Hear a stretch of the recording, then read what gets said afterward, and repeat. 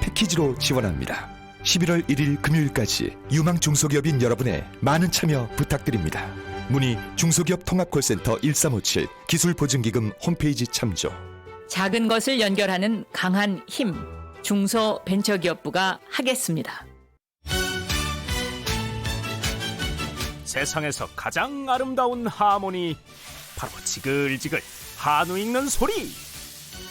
시작하기 무섭게 콸콸콸 배어나오는 진정한 육즙통. 택도 없는 소리입니다. 그거는 무슨 정말. 택도 없는 아유. 소리입니까? 그러니까 일단 가짜 그러면 뉴스한 건 되겠습니까? 인정한 거죠. 뭐가 가짜 왜 이렇게 뉴스야? 거짓말을 두 분 하십니까? 뭘 거짓말해요? 아찔하다 아찔해. 다양한 이슈를 마음껏 즐길 수 있는 무한리필 토크 배틀, 오태훈의 시사본부. 이슈 맛집은 많지만 역시 최고는 원조 맛집, 여기가 원조예요. 오태훈의 시사본부. 평일 낮 12시 20분에 만나요.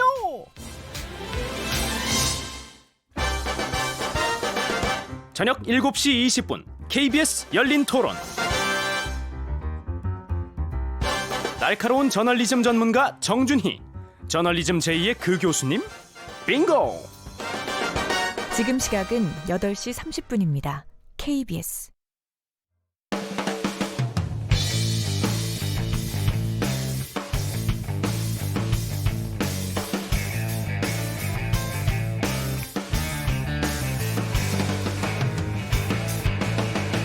김경래의 최강 시사.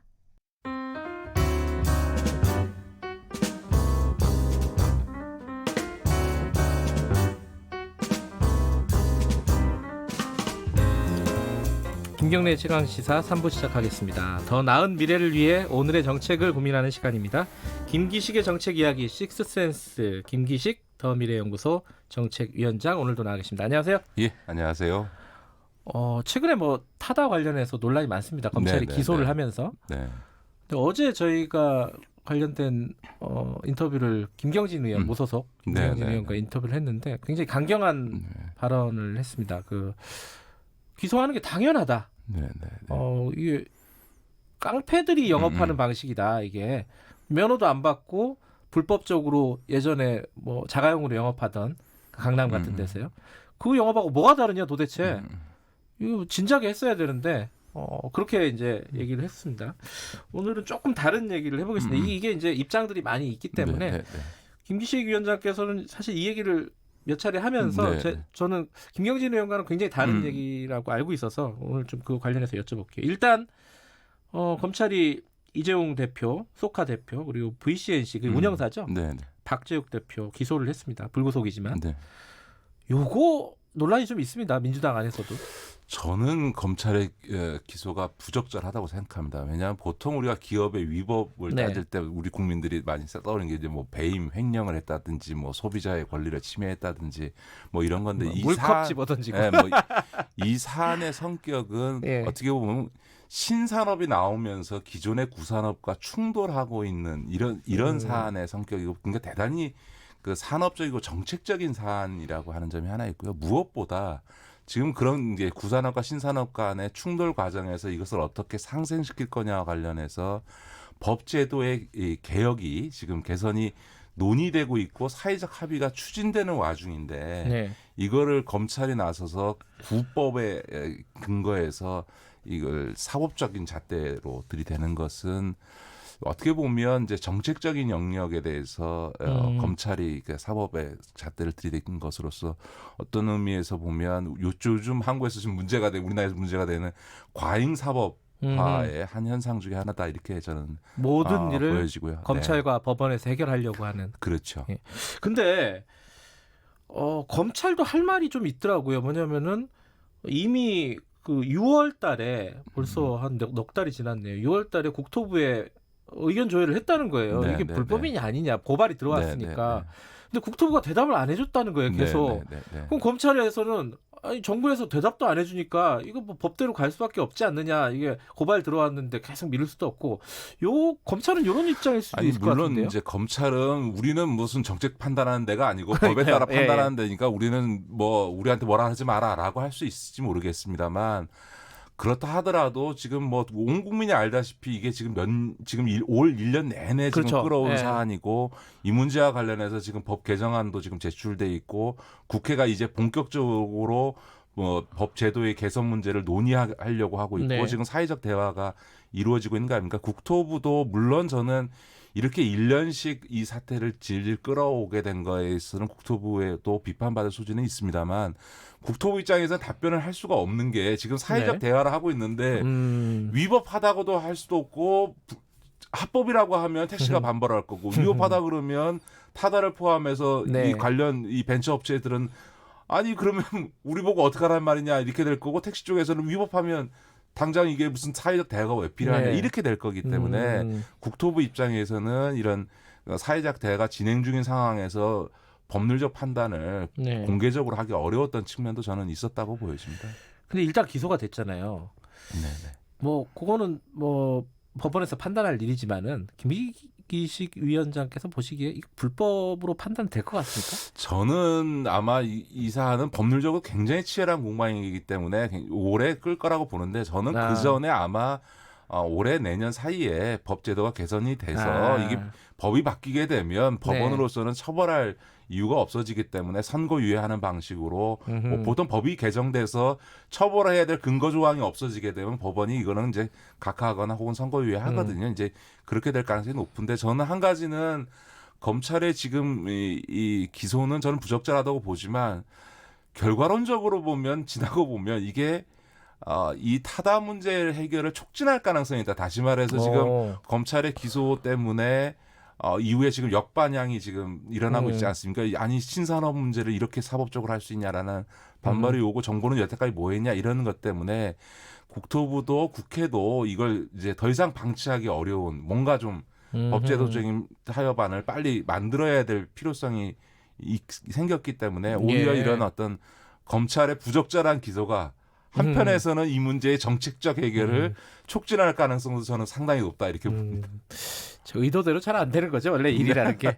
근데 그렇게 보시는 쪽도 있겠지만은 반대로 보면은 이게 법원의 판단 때까지 그럼 모든 일이 스톱되는 거 아니냐. 네네. 뭐 정책적인 어떤 판단도 그렇고 국회에서의 일 진행도 법원이 뭔가 해석을 할 때까지 기다려야 되는 거 아니냐라는 식의 의견도 좀 근데 있더라고요. 아마 그렇지는 않을 것 같습니다. 그래요? 왜냐하면 이게 이제 보통 그 형사 사건이라고 하지만 부부속 상태에서 이 재판을 가게 되면 이게 이제 뭐 대법원까지 가면 몇 년 끌게 돼 있거든요. 근데 그렇죠. 이제 그 몇 년 동안을 이 문제를 해결 안 하고 방치한다. 그러면 정말 국회하고 국토부가 국민으로부터 욕 먹어도 싸죠. 네. 그래서 저는 그렇게 되기는 어렵다고 보고 아마 이번 20대 국회 안에서 문제를 해결하든 만약 20대 국회에서 못하면 21대 국회 내년 총선 이후에 가장 1차적인 과제가 되지 않을까 싶고 더군다나 요즘 이제 하지 우리 사회 갈등이 심한데 이런 타다 문제 같은 문제를 놓고 계속적인 사회적 갈등이 지속되는 거 좀 바람직하지 않고 사실은 지금 쟁점이 많이 압축돼 있거든요. 그러니까 지금 택시업계도 그렇고 타다 쪽도 그렇고 다 똑같이 뭔가 이걸 새롭게 제도화해야 된다라는 거에 대해서 의견이 일치가 돼 있고 그 새로운 제도화의 방식으로 새로운 플랫폼 사업자라고 하는 면허를 주자. 네. 이게 이제 미국에서 이제 그런 사례가 나오면서부터 이제 이런 해법이 나오는 거거든요. 그러니까 택시 면허와는 다른 면허 체계 하에서 지금 이제 타다와 같은 이런 뉴 모빌리티 산업을 제도화해 주자라고 하는 거에 이견이 없습니다. 이제 다만 그걸 하는 데 있어서 몇 대를 허용해 줄 거냐. 네. 그다음에 진입 비용으로 기여금을 얼마를 내게 할 거냐. 네. 그다음에 렌터카 방식을 허용해 줄 거냐 말 거냐라고 하는 한 세 가지 쟁점으로 좁혀져 있는 거기 때문에 네. 사실 이 문제에 대해서 해법만 찾게 되면 이 문제는 의외로 조기에 문제를 해결할 수도 있는 거죠. 좀 본질적인 문제는요. 아까 이게 신산업이 발생하면서 충돌이 벌어지는 네네. 상황이다라고 하셨는데 이것도 어제 이제 김경진 의원의 얘기고 검찰의 입장이기도 해요. 이게 무슨 신산업이냐. 그냥 콜택시지. 불법 콜택시지. 네네네. 이 혁신이 뭐가 있냐 도대체 여기에. 네. 이렇게 얘기를 한단 말이에요. 이거 어떻게 보세요? 그거는 저는 좀 모빌리티 신산업 영역에 대한 조금 약간 무지에 가까운 이야기라고 생각합니다. 네. 왜 뭐 이 타다뿐만 아니라 지금 뭐 현대자동차가 지금 자동차 생산이 아니라 이런 모빌리티 쪽에 지금 오히려 투자를 더 네, 많이 하고 네. 있고 앞으로 현대자동차는 제조회사가 아니라 서비스 회사로 가겠다라고 네. 할 정도로 자동차 업계 다 이렇게 왜 가고 있는가? 왜냐하면 이거는 사실은 전초전일 뿐이고 자율주행차로 가는 것을 10년 안에 자율주행차로 간다라는 게 예고돼 있는 조건에서 그걸 어떻게 준비할 거냐의 문제거든요. 근데 자율주행이라는 거는 자율주행의 기술이라든가 혹은 이 소위 지도, 이 내비게이션과 관련된 부분뿐만 아니라 차의 배치와 이동과 관련돼서 AI에 기반한 이런 이제 소위 데이터의 축적이라는 게 굉장히 중요한 겁니다. 그러니까 지금 타다 모델의 경우도 마찬가지고 우버도 사실 그렇습니다만 우리가 단순히 그냥 뭐 예를 들어서 그 불러서 차 타는 새로운 모빌리티 이동 수단이라고 생각하지만 그 업체들의 핵심은 뭐냐면 소비자의 이용 행태를 데이터로 AI로 계속 축적해 가지고 요금 체계를 다양화하는 겁니다. 예를 들면 타다 타보신 분 알겠지만 손님이 별로 없을 때는 요금이 싸고 손님이 많을 때는 요금이 비싸지기도 하고요. 그 다음에 이제 사람들이 요즘은 긱 이코노미라고 그러지 않습니까? 투잡을 하는데 자발적으로 자기가 어떤 일을 하는데 저녁 시간에 비면 자기가 예를 들면 배달이라든가 뭐 택배라든가 혹은 이런 타다 기사 같은 일을 해서 보충적으로 수입을 벌거든요. 그러니까 이 사람들이 어떤 사람은 4시간 일하기도 하고 어떤 사람은 6시간 일하기도 하고 어떤 사람은 10시간 일하기도 하는데 이런 소위 기사의 소위 노동의 공급과 수요를 다 계산해 내면서 이거를 운영하는 거거든요. 그러니까 얼마나 렌트카 영업 방식이라고 하는 것도 최적화된 모델을 찾아내느냐라고 하는 이런 이제 소위 이제 AI에 기반한 이제 데이터 축적이 활용되는 거거든요. 그러니까 이런 것들을 왜 지금 중요하게 보냐면 나중에 자율주행차 단계로 이제 넘어가게 되면 사실은 택시는 없어지는 거고 사람들도 차량을 소유하지 않거든요. 그러면 그 자율주행차가 돌아다니면서 사람들을 태워야 되는 데 있어서 가장 최적화된 모델을 찾아내야 되는 부분인 거죠. 그래서 이 데이터를 많이 축적하는 사람들이 업체가 나중에 자율주행차가 본격화됐을 때 시장의 주도권을 가질 거다. 그러니까 제조회사인 자동차 회사도 지금 이 모빌리티 산업에 뛰어들고 구글 같은 소위 인터넷 회사도 뛰어들고 하는 거거든요. 지금 이 타다 모델이든 우버 모델이든 다 그 비슷한 모델이기 때문에 신산업적인 요소가 없다 이렇게 얘기하는 건 좀 곤란합니다. 다만 청취자께서 제가 그렇다고 신산업 편드냐 그렇지 않습니다. 예를 들어서 우리가 대형 마트 뭐 이마트니 롯데마트니 소비자 입장에서 편하지 않습니까? 그럼에도 불구하고 우리가 골목 상권을 보호해야 된다는 이야기를 하거든요. 더구나 지금 온라인 쇼핑이 지금 대세가 되면서 사실 우리 동네 골목 상권에 있는 자영업자들이 지금 몰락해 가고 있잖아요. 다 배달해서 먹으니까 식당들이 죽어갈 수밖에 없는데 그러나 그럴 때 정부는 어떻게 해야 되느냐.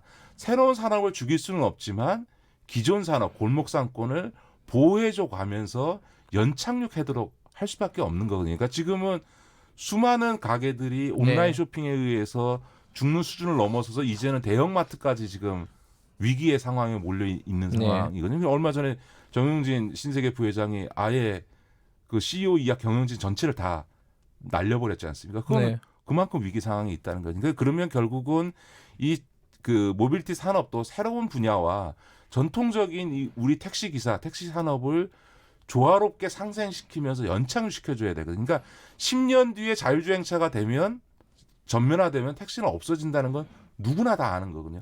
그렇다고 하더라도 이 10년 기간 동안 기존의 택시 산업을 연착륙시켜야 되는 게 정부에게는 또 하나의 의무이기 때문에 이 양자를 어떻게 균형 있게 조화시킬 거냐라고 하는 게 지금 국토부가 추진하고 있는 상생 방안인 거죠. 그게 어려운 거잖아요. 그렇습니다. 그러니까 저는 그전과 관련해서는 타다에서도 원칙적으로 수용을 했는데요. 기여금을 내야죠. 그러니까 그래서 이제 운행하는 대수만큼 기여금을 내서 그 돈으로 택시기사분들의 지금 60%가 지금 고령자세요. 그래서 이제 택시기사분들의 운전면허를 사들이는 재원으로 쓸 수 있도록 타다에서는 기여금을 내야 되는 게 맞고요. 그러니까 이제 그거를 대당으로 할 거냐. 이제 뉴욕 같은 경우는 한 번 이용할 때마다 $1의 기여금을 내야 합니다. 그런 식으로 하는군요. 네, 그러니까 그 이용 횟수별로 기여금을 내게 할 거냐, 아니면 차량 대수별로 기여금을 내게 할 거냐는 논의해 봐야 될 부분이지만 기여금을 내는 문제에 있어서는 타다가 양보해야 될 문제인 것 같고요. 근데 지금 제일 큰 문제가 되는 거는 이제 렌트를 하는 문제하고 운행 대수 문제거든요. 근데 저는 운행 대수와 관련해서는 연간 900대만 허용한다. 이거는 조금 저는 국토부가 조금 난 택시업계가 좀 과도하다고 생각합니다. 너무 소극적이다. 그렇죠. 왜냐하면 산업이라는 게 일정한 수준까지는 좀 네. 이 양적 규모를 늘려야 되기도 하고요. 네. 솔직히 얘기하면 지금 택시 운전 면허 대수 중에서 수천 대는 지금 유휴 면허, 그러니까 실제로 면허는 나가 있지만 운행되지 않고 있는 것도 있는 거고요. 저는 가장 합리적인 방법은 실제로 타다가 영업을 확대했을 때 택시의 수입이 어느 정도 줄어드는지를 매번 이게 계산이 나오거든요. 해가면서 지금까지 현재까지는 타다가 1,400대가 운영되고 있음에도 불구하고 올해 현재 이 시점까지는 택시업계 수입이 줄지 않았던 것으로 지금 확인이 되고 있어요. 그러니까 그런 것들을 매년마다 검증해 가면서 허용되어지는 운행 대수를 정하는 좀 합리적 기준을 만드는 방식으로 서로가 조금 유연하게 되면 이게 타다는 제한 두지 말아라고 하는 것도 제가 보기에는 좀 무리가 있고 그렇다고 해서 국토부나 택시업계에서 이같이 1년에 900대밖에 안 돼라고 하는 것도 저는 무리가 있어서 그 중간 얼음에서의 어떤 합리적 기준에 의해서 매년 어떤 합리적 기준에 의한 판단에 의해서 운행돼서 허용하는 방식으로 하는 게 좋지 않을까 싶습니다. 오늘 하고 싶은 말씀이 많으셨는가 봐요. 말을 쉬지 않고 하셨는데. 근데 택시가 한 20만 대가 넘잖아요. 우리나라에. 네. 굉장히 큰 표 아닙니까? 유권자로 보면. 그렇습니다. 이익단체이기도 하고. 네. 이게 국회에서 논의가 되겠습니까? 이 표 계산 때문에. 사실 저도 걱정입니다. 저도 국회의원을 생활을 했습니다만 네. 국회의원들 지역구원에게 가장 영향력이 큰 집단이 두 집단인데 하나는 유치원연합회고요. 또 하나가 이 택시 기사들입니다. 택시 노조. 근데 왜냐하면 워낙 전파력이 크기 때문에 그러니까 뭐 동네에서 택시 기사들이 그 욕하는 지역구 의원은 재선은 불가능하다라고 할 정도로 지역구 의원들이 그걸 의식하지 않을 수 없는 점도 사실은 이 문제를 해결하는 데 있어서 굉장히 어려운 지점이긴 한데 그럼에도 불구하고 지금 이제 우리 경제에 있어서 지금 혁신이 대단히 중요한 상황이기 때문에 기존의 택시에 대한 보호나 지원은 대폭 강화하면서도 동시에 신산업이 발전할 수 있는 제도적 기반 역시 만들어야 될 필요는 있는 거죠. 알겠습니다. 어제 김경진 의원 인터뷰하고 오늘 김기식 위원장 인터뷰하고 두 개를 들어보시면 뭐 판단이 좀 서실 수도 있을 것 같기도 하고요. 오늘 말씀 감사합니다. 네, 고맙습니다. 김기식 더미래연구소 정책위원장이었고요. 지금 시각은 8시 46분입니다.